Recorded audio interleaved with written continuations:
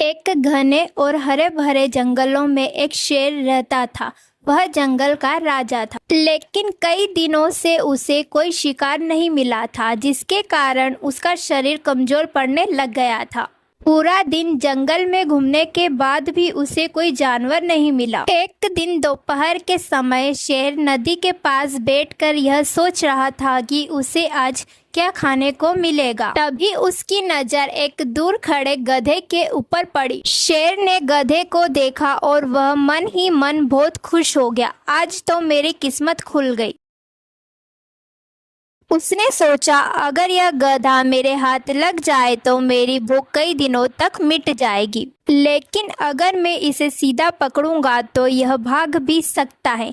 इसे पकड़ने के लिए मुझे चाल चलना पड़ेगा। शेर धीरे धीरे गधे के पास गया और मीठी आवाज में बोला, नमस्ते मित्र, तुम यहाँ अकेले क्या कर रहे हो?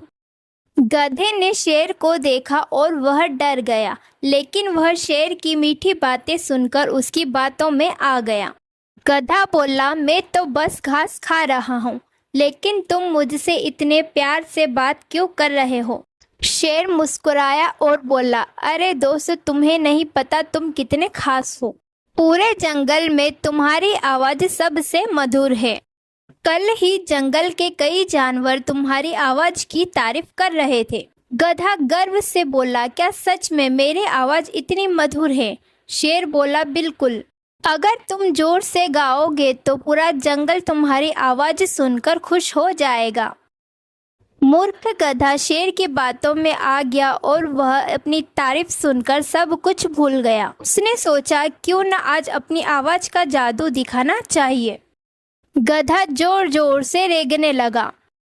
वह आंखें बंद करके जोर जोर से गाने लगा। उसे लगा सच में शेर उसकी आवाज सुनकर खुश हो रहा है।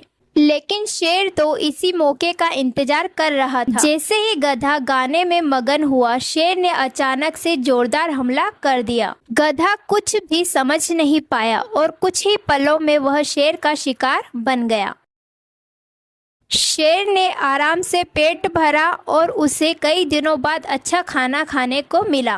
खाना खाने के बाद वह संतुष्ट होकर बोला कि इस दुनिया में मूर्खता का यही परिणाम होता है कि जो लोग झूठी तारीफ सुनकर खुश हो जाते हैं, वह बाद में मुसीबत में पड़ जाते हैं।